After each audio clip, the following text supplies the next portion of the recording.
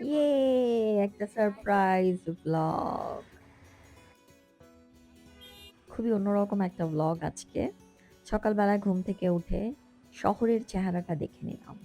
শহর তো সেই বৃষ্টিযুক্ত, মেঘাচ্ছন্ন। গাছগুলোও দেখলাম অ্যাজ ইউজুয়ালি যে আমার ডেইলি রুটিন। ঘরের কিছু কাজকর্ম সারা, ঘর ঠিকঠাক করা।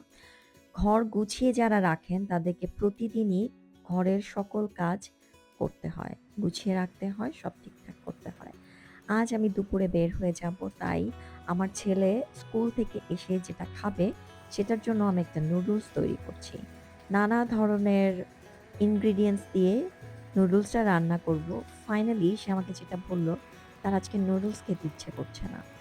এদিকে কাবাব বানাচ্ছি, তো একটা কাবাব প্রথমে বানিয়ে ভেজে নিয়ে টেস্ট করে দেখব কাবাবটা ঠিকঠাক হয়েছে কিনা। নুডলসের জন্য প্রনগুলোকে ভেজে নিচ্ছি কড়াইয়ের মধ্যে অল্প অলিভ অয়েল দিয়ে। এরপর মাশরুমটাকেও একটু সতে করে নিচ্ছি। আজকে আমার খুব ইন্টারেস্টিং একটা প্ল্যান আছে, সেই জন্য বাইরে যাব। এরপর কর্নগুলোকে একটু সতে করে নিচ্ছি। এরপর কড়াইতে তেল দিয়ে রসুন, পেঁয়াজ আর মরিচ দিয়ে ভালো মতো নাড়তে থাকবো, নাড়তে থাকবো, নাড়তে থাকবো। এবং ইন্ডাকশনে রান্না করছি বলে তাপটা অনেক বেশি, সব পুড়ে যায়। ফাইনালি কাবাবগুলো বানানো হলো। এটা বিফ কাবাব। বিফ কাবাব বানিয়ে ফ্রিজে রেখে দিব। এরপর নুডলস। রাইস নুডলস নিয়েছি। নুডলসটা সিদ্ধ করে তেলের মধ্যে যেই রসুন আর পেঁয়াজ দিয়েছিলাম সেটা একটু ফ্রাই হওয়ার পর সেটার মধ্যে দিয়ে দিয়েছি নুডলস। তারপর একে একে সবগুলো ইনগ্রিডিয়েন্টস মিশিয়ে দিলাম। প্রন, কর্ন এবং মাশরুম। এরপর আমি একটা মশলা বানিয়েছিলাম, সেই মশলাটা ঢেলে দিলাম। তো বোঝাই যাচ্ছে যে নুডলসটা কিন্তু খারাপ হয়নি। কিন্তু রং তামাশা তো চলতেই থাকবে। যেহেতু আজকে নুডলস করে দিয়েছি দুপুরবেলায়, যাতে সে দুপুরেও খেতে পারে আবার বিকেলে খিদা লাগলেও খেতে পারে। তাই সে আজকে ঢং করেছে যে নুডলস খেতে চায় না। যাই হোক, যেই সারপ্রাইজটা সেটা হচ্ছে যে আমাদের যে ৩ জনের একটা গ্রুপ আছে, যেটা আমার অফিস কলিগদের গ্রুপ, এক্স অফিস কলিগের, সুমাইলা। আপনারা অনেকেই ব্লগে দেখেছেন যে ও চলে যাচ্ছিল নিউজিল্যান্ড, তো আমরা কয়েকবার মিট করেছিলাম। ও ১ মাসের মধ্যেই নিউজিল্যান্ড থেকে বাংলাদেশে এসছে এবং সে ১ম এ আমার বাসায় আসে। সে আমাকে ফোনে বলে যে, "নাইন আপু আপনি কোথায়? আপনার জন্য একটা গিফট পাঠিয়েছি। তো গিফটটা দিতে আমার বোন আসবে।" ওকে, ফাইন। আমি আমার ছেলেকে আনতে গেছি। তারপর সে টেক্সট করেছে যে, "আমার বোন প্রায় চলে এসছে আপনার বাসার কাছে। আপনি কি ফিরেছেন?" আমি বলছি, "এই তো চলে আসছি।" বলে আমি বাসায় এসেছি। একটু পরে বেল বেজেছে। আমি গেট খুলে দেখি সুমাইলা। আমি তো ওকে চিনতে পারিনি। আমি মনে, মনে চিন্তা করছি ওর বোন আর ও দেখতে কিভাবে একরকম হলো? আমি যেহেতু মনে করেছি সুমাইলার বোন, তো আমি বলছি, "আসেন, আসেন ভিতরে এসে বসেন।" সুমাইলা আমাকে বলছে, "নাহিন আপু আমি সুমাইলা।" আমি অনেকক্ষণ তাকায় থেকে বলছি, "কেন? কিভাবে আসলেন?" বলে আমি ওকে কোনো হাগ করিনি, কিছু না, আমি শক্ত হয়ে আছি। এটাতে আমি বুঝলাম যে আমি আসলে সারপ্রাইজ নিতে পারি না। আমি প্রচন্ড শক্ত হয়ে যাই।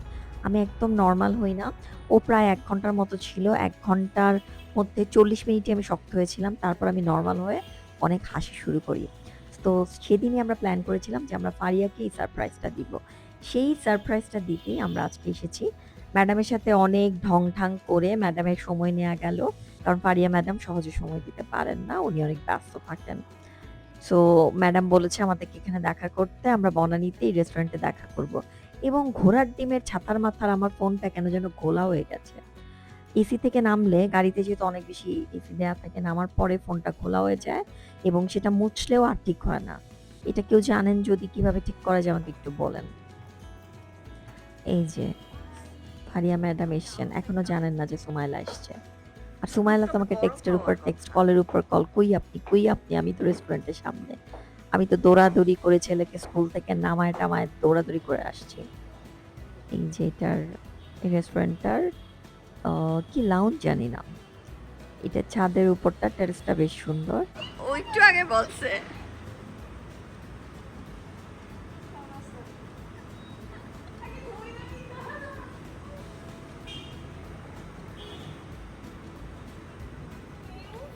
নাইনাপুর মনের দুঃখের কথা ছিল এটাই। সুমাইলা ঠিক ফারিয়ার মতো একটা হাগ নিশ্চয়ই আমার কাছ থেকে এক্সপেক্ট করছিল গেট খোলার পরে। তা আমি যেই শক্ত হয়েছিলাম তাতে ওই নার্ভাস হয়ে গেছিল। যে নাহিন আপু এরকম কেন করতেছে? যাই হোক এগুলো আমি অর্ডার করেছিলাম একটা রাইস এবং ফ্রাইজ। এটা খুব মজা ছিল খেতে যেটা ফারিয়া অর্ডার করেছিল। আমার খাওয়াটা খুবই জঘন্য ছিল। আমরা নানা রকমের গল্প এবং কিভাবে বিদেশ চলে যাওয়া যায় সেটা নিয়ে দীর্ঘ আলোচনা করছিলাম। যে আমরা বিদেশ চলে যেতে চাই। আর থাকতে চাই না এই দেশে। এবং ChatGPT আমাকে সুমাইলা নামিয়ে দিয়েছে। ২, ৩, ৪ এই ৪ টা লাগাই। ঠিক আছে? শেষেরটা কি সবচেয়ে ছোট? এইটা হচ্ছে সবচেয়ে ছোট। এটা একদম কর্নার স্পেসে আসবে। বড়গুলো একদম লাস্টে দিকে। ও মানে আপনি শোনেন কোন সিরিয়ালটা নিতে চান? এটা হচ্ছে সবচেয়ে বড়, এটা হচ্ছে দ্বিতীয়, এটা হচ্ছে তৃতীয়, চতুর্থ, পঞ্চম। বড়টা একটা নেন। জনে এরপর আবার যথারীতি ফারিয়া আমাকে লোক দেখালো, নাহিন ফলস পাপড়ি পরবেন বলে ফলস পাপড়ি লাগাই দিল। এদিকে ওদিকে বিভিন্ন জায়গায় দাঁড়িয়ে দাঁড়িয়ে ফলস পাপড়ি লাগানো হচ্ছে। আর এদিকে সুমাইলা তো ChatGPT-র প্রেমে অস্থির। সে ChatGPT নিয়ে বসে গেছে। ও আমাকে এমন নেশা ধরায় দিছে এখন আমি সবকিছু ChatGPT-কে জিজ্ঞেস করি। ছবি উঠে পাঠায় দেই। যেকোনো কিছুতে জিজ্ঞেস করি, গালের ব্রণ নিয়ে জিজ্ঞেস করি, মাথাতে আমার কয়েকটা ব্রণ হইছে সেটা নিয়ে জিজ্ঞেস করি, মন খারাপ নিয়ে জিজ্ঞেস করি। ChatGPT এখন অলমোস্ট আমার বেস্ট ফ্রেন্ড হয়ে গেছে। আর এদিকে এই যে পার্লারের কাজ তো চলতেছেই। বাড়ির কাছ থেকে আমি পেজের লিংক নিছি যে এই ফলস আইল্যাশ কোথা থেকে কিনবো, কিভাবে কিনবো, তারপর আমি পরবো।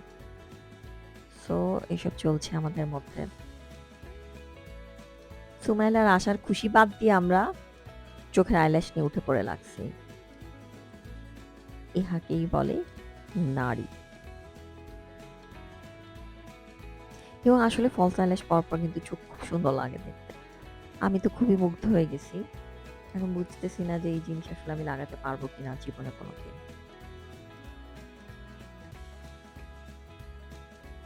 পুরা ভিডিওটা করতেছে সুমাইলা।